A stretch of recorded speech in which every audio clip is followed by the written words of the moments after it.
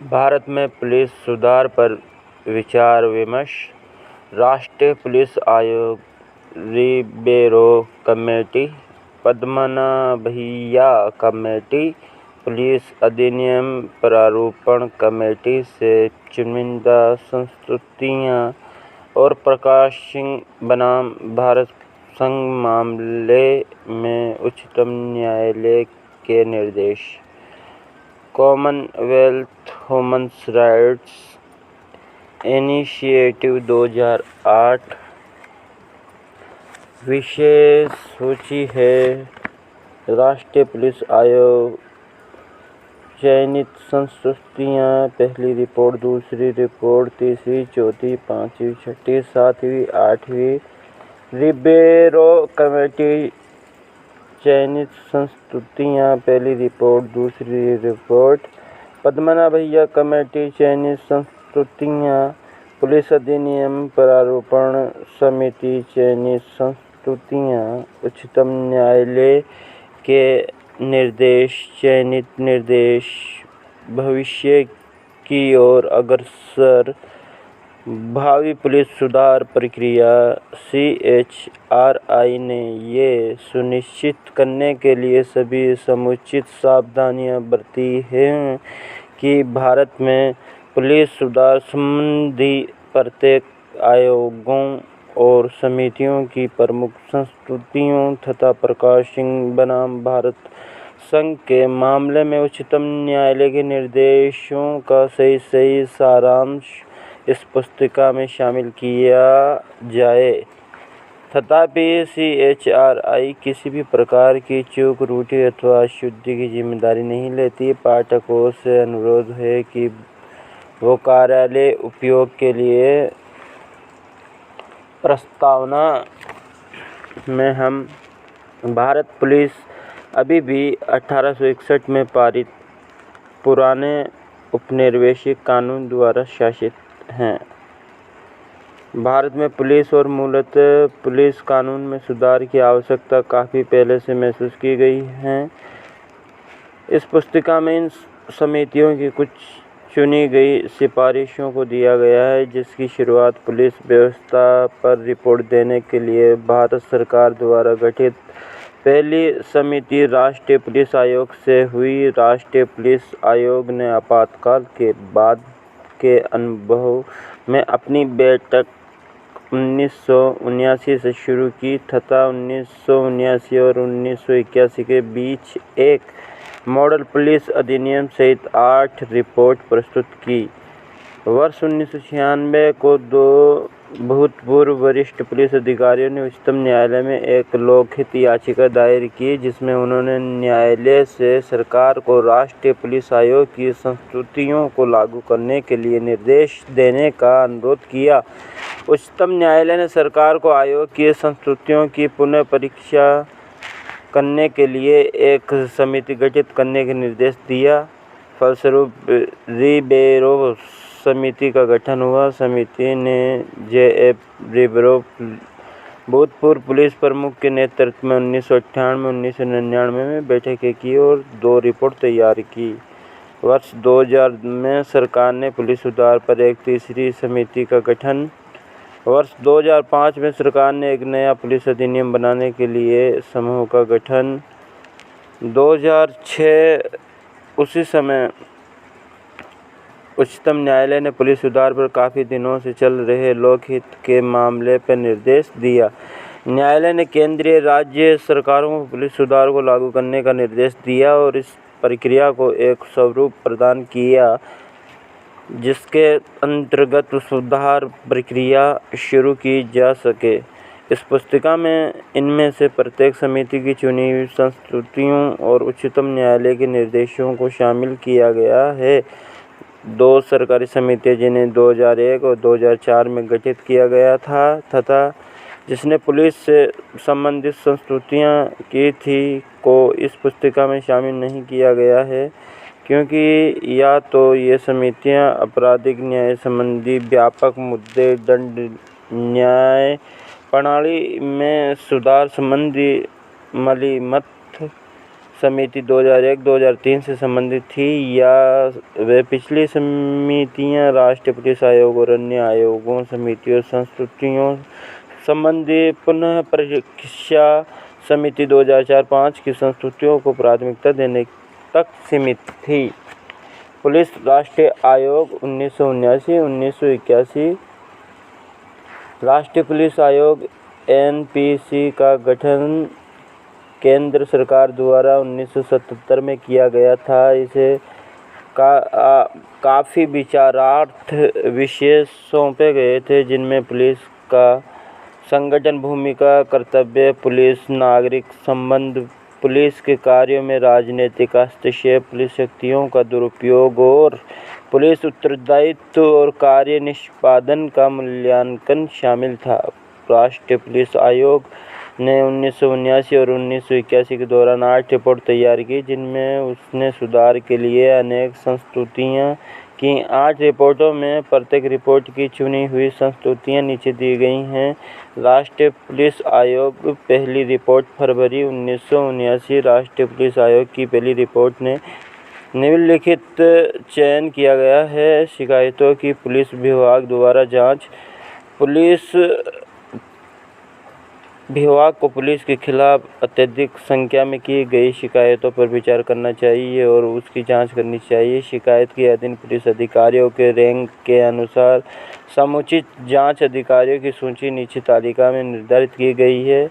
Head constable, constable, police निरीक्षक या वरिष्ठ पुलिस अधिकारी द्वारा जांच करना चाहिए।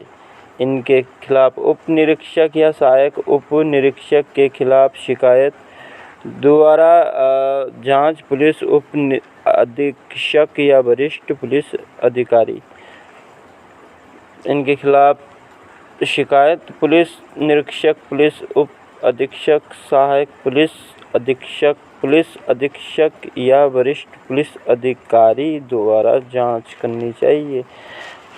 पुलिस अधीक्षक या वरिष्ठ पुलिस अधिकारी, पुलिस उप महानिरीक्षक या पुलिस महानिरीक्षक के सीधे पर्यवेक्षण में शिकायत प्रकोष्ठ द्वारा जांच की मांग यहाँ इस किताब में की गई है। ऐसी शिकायतें 1.2 में देखें जिसे किसी अधिकारी की जांच द्वारा नहीं निपटाया जा सकता है, के लिए प्रत्येक जिला, क्षेत्र, राज्य मुख्यालय में शिकायत प्रकोष्ठ स्थापित किए जाने चाहिए। 1.2.1 प्रत्येक जिला में पुलिस कदाचार के ऐसे आरोपों जिनमें साधारण जांच प्रक्रिया के पक्षपातपूर्ण होने की संभावना है की निपटान के लिए विशेष शिकायत प्रकोष्ठ पुलिस उपाधीक्षक, जिला अधीक्षक के अधीन कादियत के नेतृत्व में होनी चाहिए। 1.2.2 प्रत्येक क्षेत्र में पुलिस अधीक्षक के व्यवहार की जांच से संबंधित मामलों को निपटाने के लिए शिकायत प्रकोष्ठ क्षेत्रीय उप महानिरीक्षक के नेतृत्व में होनी चाहिए। 1.2.3 राज्य स्तर पर एक विशेष प्रकोष्ठ होनी चाहिए जो राज्य स्तर के मुद्दों का निपटान करे। ये प्रकोष्ठ पुलिस अधीक्षक के अधीन कार्य करे और उसकी सहायता पुलिस उपाधीक्षक और निरीक्षक करेंगे और ये सभी पुलिस महानिरीक्षक के अधीन कार्य करेंगे। 1.3 निरीक्षक तथा वरिष्ठ अधिकारी तथा शिकायत प्रकोष्ठ के सभी प्रभारी अधिकारी को शिकायत रजिस्टर रखना चाहिए। 1.3.1 जिला स्तरीय शिकायत। 1.2.3 जिले में जिला स्तरीय शिकायत प्रकोष्ठ को रजिस्टरों के समुचित रखरखाव की निरंतर जांच रखनी चाहिए और इसे सुनिश्चित करना चाहिए कि जिले में क्षेत्र अधिकारी द्वारा शिकायतों का शीघ्र निपटारा हो। 1.3.2 क्षेत्र स्तरीय शिकायत प्रकोष्ठ को प्रत्येक जिला के प्रकोष्ठ की आकस्मिक जांच करनी चाहिए ताकि ये सुनिश्चित हो कि शिकायतों को समुचित रूप से रिकॉर्ड किया जाए और निपटाए जाएं। 1.4 जांच अधिकारियों को निम्नलिखित मार्गदर्शी सिद्धांतों का पालन करना चाहिए। 1.4.1 शिकायतों को विस्तार से सुना जाना चाहिए तथा जांच अधिकारी द्वारा शिकायतकर्ता को गवाहों को प्रस्तुत करने का दबाव दिए बगैर ऐसे सबूतों जो वो आवश्यक समझें की जांच कर शिकायत की सच्चाई का पता लगाना चाहिए। 1.4.2 जहां तक संभव हो महत्वपूर्ण गवाहों की जांच शिकायतकर्ता की उपस्थिति में ही की जानी चाहिए। 1.4.3 पूरी जांच प्रक्रिया के दौरान जांच अधिकारी को ऐसा कोई भी कार्य करने से बचना चाहिए जो शिकायतकर्ता के मन में जांच के उद्देश्यों और निष्पक्षता के प्रति संदेह पैदा करे। 1.4.4 जांच जहां तक व्यवहार्य हो शिकायतकर्ता के घर में या उसके निकट किसी समुचित सार्वजनिक भवन या स्थान में की जानी चाहिए। 1.4.5 यदि जांच अधिकारी ये रिपोर्ट करता है कि शिकायतकर्ता अपनी शिकायत पर आगे कार्रवाई नहीं करना चाहता तो इस मामले के तथ्य और परिस्थितियों की जांच अधिकारी के किसी वरिष्ठ अधिकारी द्वारा अथवा जिला शिकायत प्रकोष्ठ द्वारा की जानी चाहिए।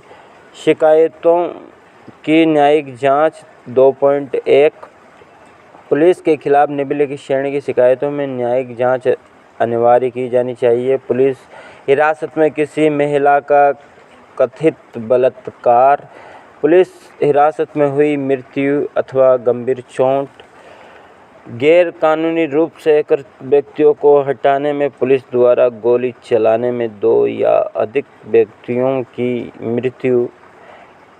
3 शिकायतों की जिला जांच प्राधिकारी द्वारा जांच। 3.1 प्रत्येक जिले में एक जिला जांच अधिकारी DIA का गठन किया जाना चाहिए। DIA अतिरिक्त सत्र न्यायाधीश के रैंक का होना चाहिए जिसे उच्च न्यायालय के परामर्श से राज्य सरकार द्वारा नामित किया जाना चाहिए।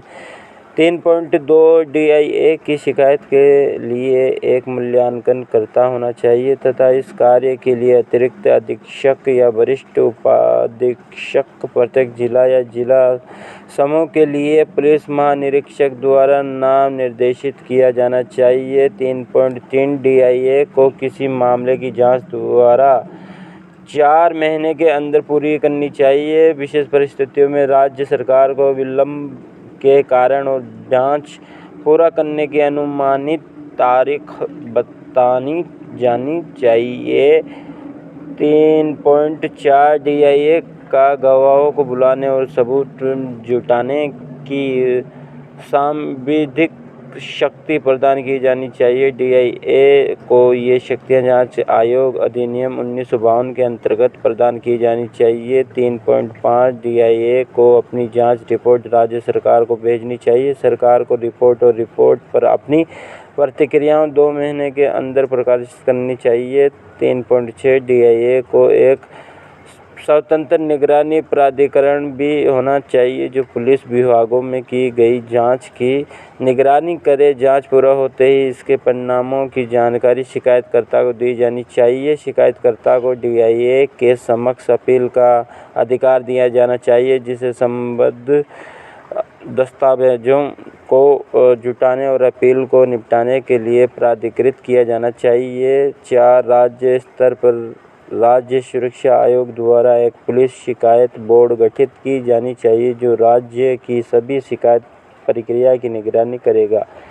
ये बोर्ड सुरक्षा आयोग की उप समिति के रूप में कार्य करेगा। राष्ट्रीय पुलिस आयोग दूसरी रिपोर्ट अगस्त 1989 दंड न्याय प्रणाली पुलिस की भूमिका पुलिस कार्यों में राजनीतिक हस्तक्षेप।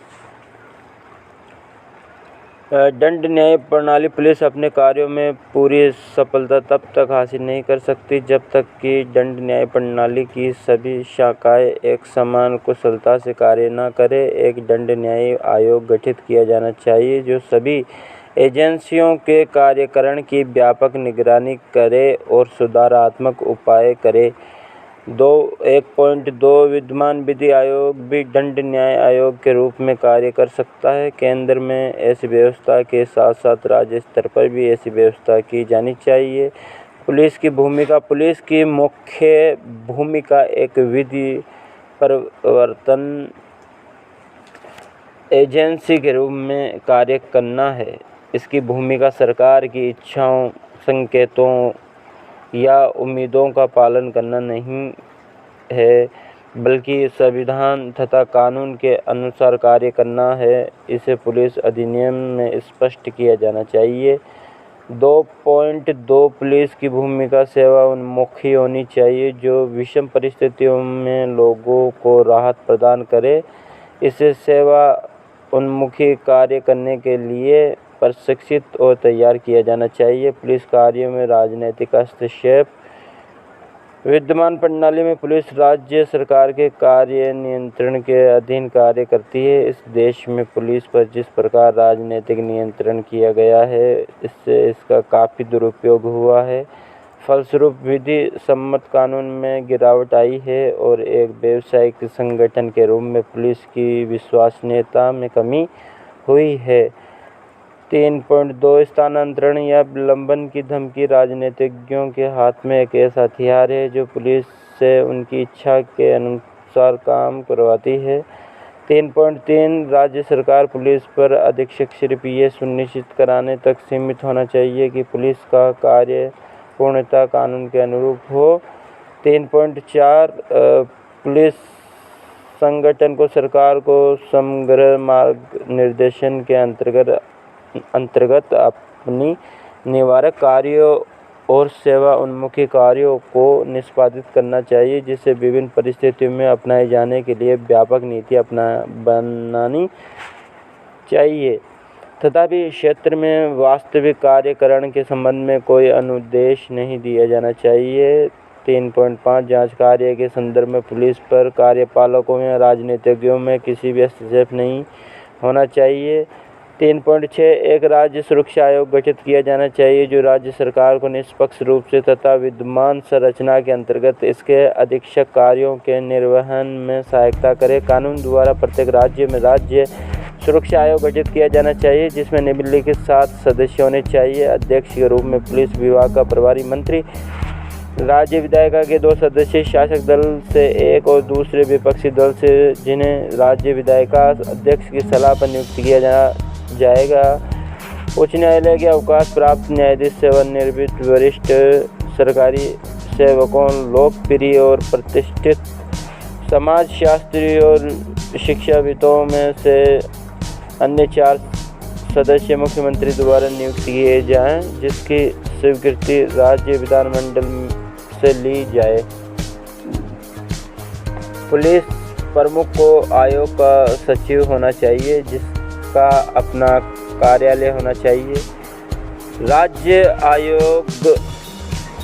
राज्य सुरक्षा आयोग के निम्नलिखित कार्य होंगे। पुलिस द्वारा निवारक कार्य और सेवा उन्मुखी कार्यों को निर्वहन के लिए व्यापक नीतिगत मार्ग निर्देशन और निर्देश निर्धारित करना। राज्य पुलिस के कार्यों का प्रतिवर्ष मूल्यांकन और राज्य विधानमंडल में संबंध में रिपोर्ट प्रस्तुत करना। गैर कानूनी आदेशों से पीड़ित तथा अपनी पदोन्नति के लिए अधिकारियों के एक अपील के मंच के रूप में कार्य करना। पुलिस कार्यकरण की आम पुनरीक्षा। पुलिस प्रमुख नियुक्ति और कार्यकाल। पुलिस प्रमुख का चयन संबद्ध राज्य के कैडर के 3 भारतीय पुलिस सेवा के अधिकारियों के पैनल से किया जाना चाहिए। चयन पैनल एक समिति द्वारा तैयार किया जाएगा, जिसमें निम्नलिखित शामिल होंगे। अध्यक्ष के रूप में संघ लोक सेवा आयोग के अध्यक्ष, केंद्रीय गृह सचिव, केंद्रीय पुलिस संगठनों के वरिष्ठतम प्रमुख, राज्य के प्रमुख सचिव और राज्य के विद्यमान पुलिस प्रमुख। 5 पुलिस प्रमुख को एक निश्चित कार्यकाल दिया जाना चाहिए। ये कार्यकाल 4 वर्षों का होना चाहिए या सेवानिवृत्ति की अवधि तक, जो भी पहले हो। 6 पुलिस प्रमुख को अपना कार्यकाल के समाप्त होने से पहले अपने पद से हटाने के लिए राज्य सुरक्षा आयोग की अनुमति ली जानी चाहिए, सिवाय उस स्थिति में जब उसे अनुशासनात्मक कार्यवाही मुअत्तली सेवानिवृत्ति या प्रमुख की सहमति से पदोन्नति के फलस्वरूप हटाया गया हो। 7 स्थानांतरण और पुलिस विलंबन आदेश। 7.1 पुलिस अधिकारियों को गैर कानूनी स्थानांतरण और मुअत्तली आदेश के खिलाफ सुरक्षा दी जानी चाहिए।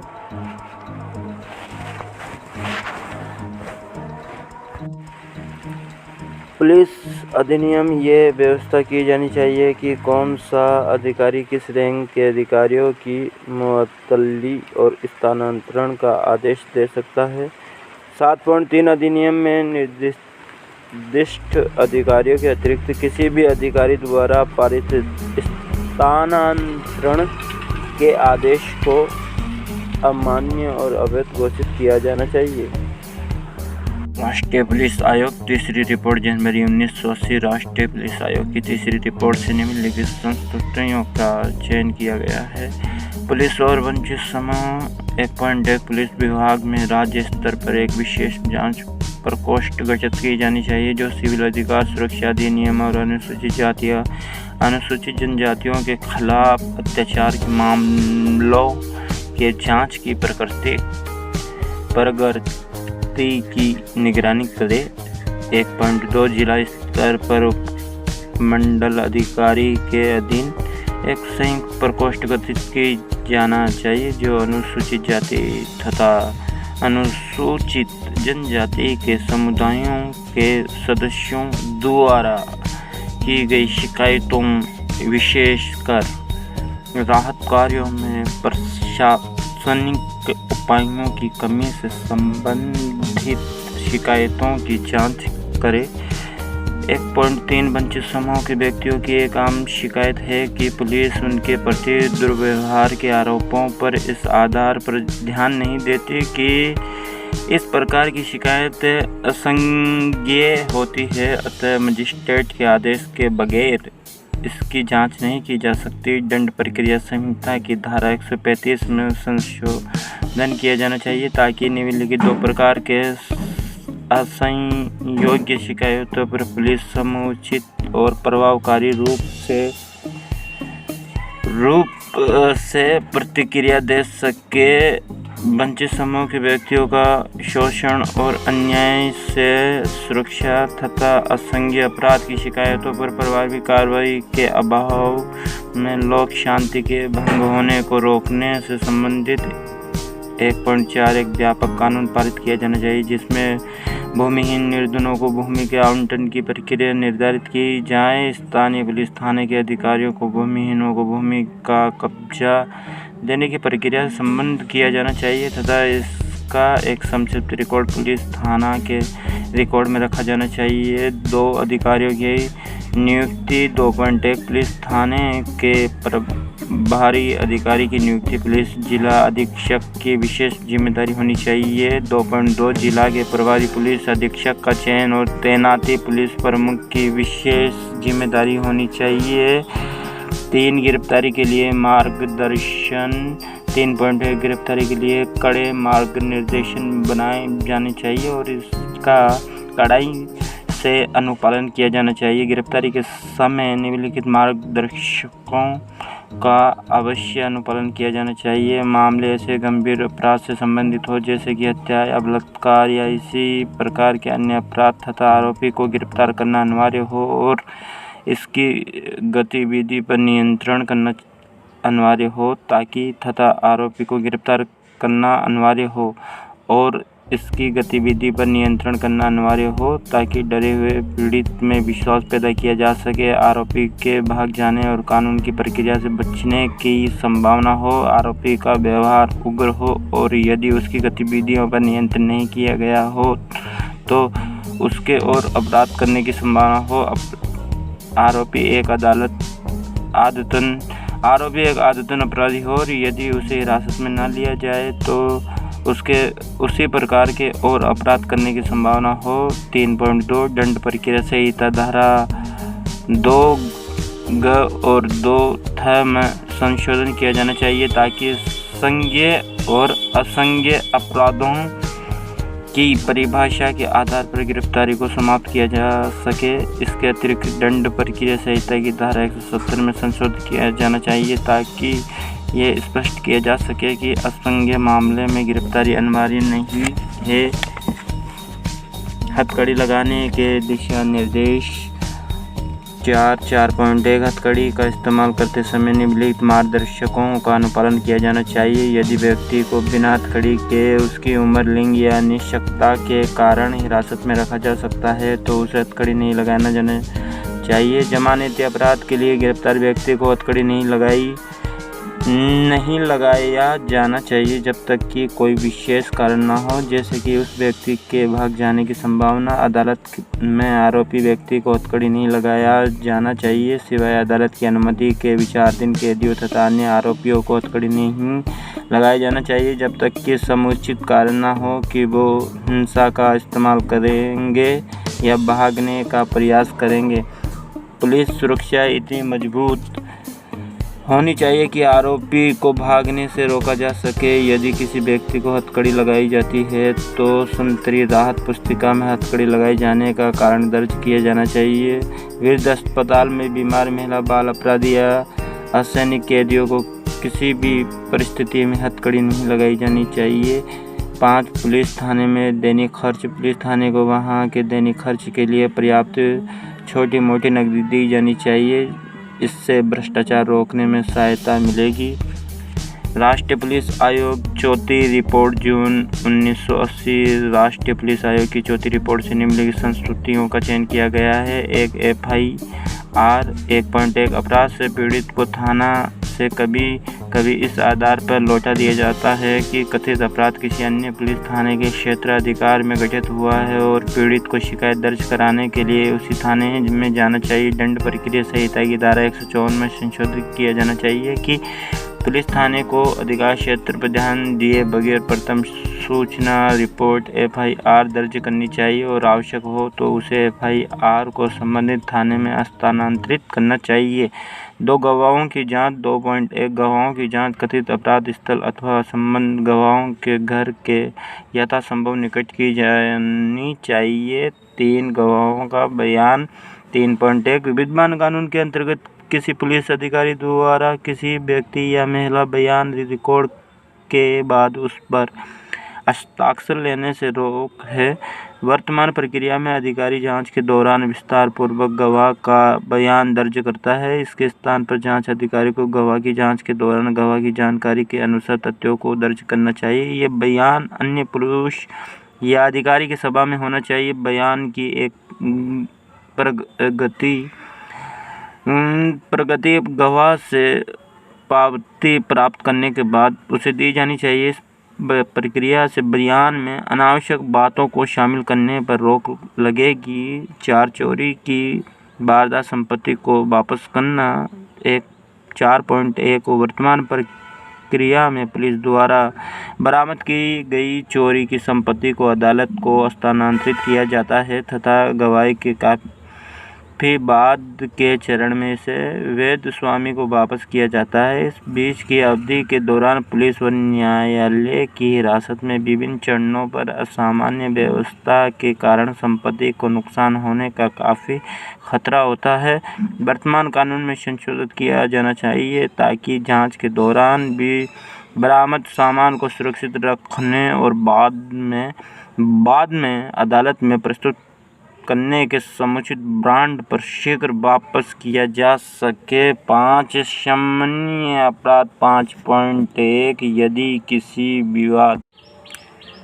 किसी विवाद के पक्षकार विवाद को शांतिपूर्वक सुलझाना चाहते हैं तो पुलिस अधिकारियों को जांच चरण में भी साधारण मामले में अपराधों को सुलझाने का अधिकार प्रदान किया जाना चाहिए। अभी ये सुविधा सिर्फ अभियोजन स्तर पर उपलब्ध है। यदि परिवर्तन अदालत का कार्यभार को कम करेगा। 5.2 जबरन समझौतों को रोकने के लिए सुरक्षा उपाय किए जाने चाहिए। 6 गिरफ्तारी सूचना। दंड प्रक्रिया संहिता में संशोधन किया जाना चाहिए ताकि पुलिस को ये आदेश दिया जाए कि वो किसी आरोपी व्यक्ति की गिरफ्तारी की सूचना उस आरोपी व्यक्ति द्वारा समुचित रूप से नामित व्यक्ति को दे, जिससे आरोपी का परिवार इस बात से चिंतित होने से बचे कि वो कहाँ है। 7. हिरासत में दुर्व्यवहार को कम करना। 7.1 वरिष्ठ अधिकारियों और गैर कानूनी रूप से हिरासत में रखे गए व्यक्तियों और निरुद्ध किए गए व्यक्तियों के साथ दुर्व्यवहार का पता लगाने के लिए पुलिस थाने का आकस्मिक दौरा करना चाहिए। 7.2 यदि गिरफ्तार व्यक्ति के साथ दुर्व्यवहार किया गया है तो किसी मजिस्ट्रेट को गिरफ्तार किए गई जाँच करनी चाहिए तथा दुर्व्यवहार की शिकायत के मामले मजिस्ट्रेट को गिरफ्तार व्यक्ति की चिकित्सा जाँच करानी चाहिए। 7.3 जहाँ पुलिस हिरासत में किसी व्यक्ति की मृत्यु होती है या उसे गंभीर चोट लगती है तो इस मामले में न्यायिक जांच अनिवार्य की जानी चाहिए। 7.4 पुलिस निष्पादन का मूल्यांकन मुख्यतया अपराध के आंकड़ों या सुलझाए गए मामलों की संख्या के आधार पर नहीं किया जाना चाहिए। 7.5 प्रशिक्षण संस्थाओं को वैज्ञानिक पूछताछ तकनीकी विकसित करनी चाहिए तथा प्रशिक्षुओं को प्रभावी पूछताछ अनुदेशों की जानकारी देनी चाहिए। पुलिस सुधार में 5वीं रिपोर्ट। राष्ट्रीय पुलिस आयोग 5वीं रिपोर्ट नवंबर 1980। राष्ट्रीय पुलिस आयोग की 5वीं रिपोर्ट से निम्नलिखित संस्तुतियों का चयन किया गया है। 1. पुलिस भर्ती। 1.1 अधिकारी की नियुक्ति केवल कांस्टेबल या भारतीय पुलिस सेवा के सदस्यों के रूप में ही की जानी चाहिए। 1.2 पुलिस पदानुक्रम के अन्य स्तरों पर भर्ती के चरणबद्ध तरीके से समाप्त किया जाना चाहिए। 1.3 समुचित रूप से न्याय मनोवैज्ञानिक परीक्षण को चयन प्रक्रिया में शामिल किया जाना चाहिए। केंद्रीय सरकार को रक्षा मंत्रालय की सहायता से मनोवैज्ञानिक आधार पर परीक्षा पत्र तैयार करने चाहिए। 1.4 सभी भर्ती किए गए व्यक्तियों के कार्य प्रवृत्ति और व्यवहार का प्रशिक्षण के दौरान निरंतर मूल्यांकन किया जाना चाहिए। कम कार्य करने वाले व्यक्ति को प्रशिक्षण के दौरान ही हटा दिया जाना चाहिए। 2. जिला मजिस्ट्रेट का नियंत्रण। 2.1 पुलिस अधिनियम 1861 की धारा 4 कहता है कि जिला मजिस्ट्रेट के साधारण नियंत्रण और निर्देश के अधीन है। इसकी व्याख्या इस प्रकार नहीं की जानी चाहिए कि जिला मजिस्ट्रेट को पुलिस बल के आंतरिक प्रबंध में हस्तक्षेप करने की अनुमति है। 2.2 पुलिस को कानून के प्रति जवाबदेह होना चाहिए। ऐसा कोई नियम या विनियम जो पुलिस को जिला मजिस्ट्रेट के अनावश्यक रूप से अधीन करता है उसे समाप्त किया जाना चाहिए। 2.3 जब विभिन्न विभागों के बीच सहयोग की आवश्यकता हो तो जिला मजिस्ट्रेट को एक समन्वयकारी भूमिका निभानी चाहिए और पुलिस को इस भूमिका को समझना चाहिए। उल्लेखनीय है कि राष्ट्रीय पुलिस आयोग ने ऐसे क्षेत्र निर्धारित किए हैं जहां जिला मजिस्ट्रेट एक समन्वयक पदाधिकारी के रूप में कार्य कर सकते हैं। 3. पुलिस का व्यवहार। 3.1 पुलिस नागरिक के बीच संबंध असंतोषजनक है। पुलिस संगठन की खराब छवि, पुलिस के पक्षपातपूर्ण रवैये, भ्रष्टाचार, निर्दयता और संज्ञेयता अपराधों को दर्ज करने में असफलता से पैदा हुई है। 3.2 पुलिस पदाधिकारियों में उनके पास सहायता के लिए आए नागरिकों के प्रति शालीनता और शिष्टाचार की प्रवृत्ति विकसित करनी चाहिए। 3.3 कनिष्ठ पुलिस अधिकारियों नागरिकों के प्रति व्यवहार उनके साथ उनके वरिष्ठ पुलिस अधिकारियों के व्यवहार से प्रभावित होता है। पुलिस जिस प्रकार एक दूसरे पुलिसकर्मियों के साथ जिस प्रकार व्यवहार करती है उसमें सुधार लाया जाना चाहिए। 4. अपराध पीड़ित। 4.1 दंड न्याय प्रणाली अपराध पीड़ितों के प्रति कोई चिंता नहीं दर्शाती। एक अपराध क्षतिपूर्तिपूर्ण अधिनियम तैयार किया जाना चाहिए। 5. पारदर्शिता। 5.1 सभी पुलिस कार्यकलाप यथासंभव पारदर्शी होने चाहिए सिवाय निम्नलिखित क्षेत्र परिचालन खुफिया सूचना जो जांच की योजना बनाने और उसे पूरा करने के लिए की जाती है। नागरिकों की गोपनीयता और न्यायिक आवश्यकता। 6. महिला पुलिस अधिकारी। 6.1 महिला पुलिस अधिकारियों की जांच कार्य में बड़ी भूमिका दी जानी चाहिए। महिला अधिकारियों को पुलिस संगठन एक अभिन्न अंग बनाना चाहिए जो महिलाएं तथा बच्चों के खिलाफ अपराध और बाल अपराध से निपटने में विशेष भूमिका निभाए। 6.2 महिला पुलिस अधिकारियों को वो सभी कार्य करने चाहिए जो पुरुष अधिकारी द्वारा किए जाते हैं। महिला अधिकारियों की विशेषकर सहायक उप निरीक्षक या पुलिस उप निरीक्षक के रैंक पर भर्ती वर्तमान की तुलना में अधिक संख्या में की जानी चाहिए। राष्ट्रीय पुलिस आयोग छठी रिपोर्ट मार्च 1981। राष्ट्रीय पुलिस आयोग की छठी रिपोर्ट से निम्नलिखित संस्तुतियों का चयन किया गया है। एक, वरिष्ठ अधिकारियों की पदोन्नति 1.1 पुलिस अधीक्षक पुलिस उप महानिरीक्षक या पुलिस महानिरीक्षक के रैंक पर पदोन्नति से पहले भारतीय पुलिस सेवा के सभी पदाधिकारियों को एक पदोन्नति पूर्व राष्ट्रीय क्रम जिसके पश्चात एक परीक्षा और वस्तुपरक चयन प्रक्रिया में शामिल होने की आवश्यकता है। 1.2 कोई पदाधिकारी जो उप महानिरीक्षक या महानिरीक्षक के रूप में उत्तीर्ण होने में 3 बार असफल होता है उसे सेवानिवृत्त किया जाना चाहिए। 2 केंद्रीय भारत पुलिस सेवा संवर्ग का सृजन। 2.1 2 केंद्रीय भारतीय पुलिस सेवा वर्ग का संगठन किया जाना चाहिए, एक अर्धसैनिक बलों के लिए और दूसरा खुफिया विभाग, केंद्रीय अन्वेषण ब्यूरो और अनुसंधान तथा विश्लेषण शाखा के लिए। 3 प्रमुख शहरों में पुलिस आयुक्त प्रणाली। 3.1 बड़े शहरी क्षेत्रों में अपराध और कानून व्यवस्था की स्थिति में काफ़ी तेज़ी से गिरावट आती है, जिसके लिए पुलिस की तीव्र और प्रभावी परिचालन प्रतिक्रिया की आवश्यकता होती है। ये तभी संभव होता है जब पुलिस निर्णय लेने और उसे क्रियान्वित करने के दोहरे मूल कार्यों को करने के लिए संगठित रहती है। वैसे शहरों में जिसकी जनसंख्या 5 लाख से अधिक है या जहां तीव्र शहरीकरण या प्रौद्योगिकीकरण हुआ है, पुलिस आयुक्त प्रणाली स्थापित की जानी चाहिए। 4 सांप्रदायिक दंगे। 4.1 सांप्रदायिक दंगे के दौरान किए गए गंभीर अपराध की जांच करने के लिए राज्य अपराध जांच विभाग अधीन विशेष जांच दल गठित किया जाना चाहिए।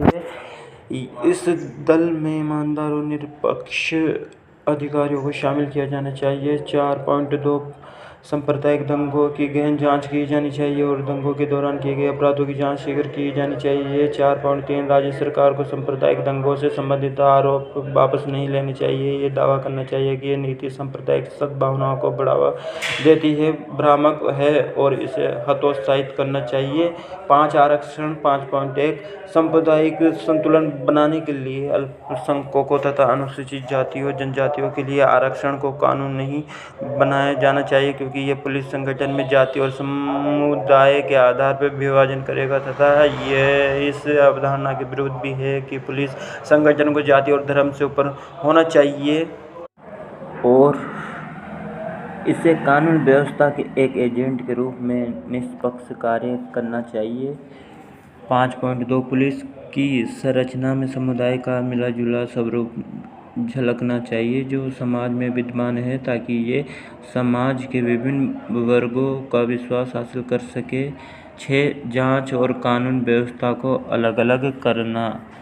6.1 शहरी क्षेत्रों में पुलिस थाना स्तर पर जांच कर्मचारियों को कानून व्यवस्था कर्मचारियों से अलग किया जाना चाहिए। जांच 6.2 जांच और कानून व्यवस्था कर्मचारियों का विभाजन बिल्कुल अलग नहीं होना चाहिए और पुलिस थाने के सभी कर्मचारियों को थाना इंचार्ज को रिपोर्ट करनी चाहिए। 6.3 वरिष्ठ अधिकारियों थाना इंचार्ज से अधिक वरिष्ठ को अपने अधिकार क्षेत्र के अंतर्गत कानून व्यवस्था और जांच दोनों कार्यों के लिए जिम्मेदार होना चाहिए। पुलिस थाना स्तर पर थाना इंचार्ज के पास थाने के पुलिस व्यवस्था संबंधी कार्यों की जिम्मेदारी होनी चाहिए। 6.4 जांच कार्य का राजपत्रित अधिकारी द्वारा पर्यवेक्षण किया जाना चाहिए, चाहे संबद्ध थाना किसी भी जगह स्थित हो। बड़े शहरों में पर्यवेक्षण रैंक के अधिकारियों की संख्या बढ़ाई जा सकती है और अधिक से अधिक वरिष्ठ अधिकारियों की सेवा ली जा सकती है।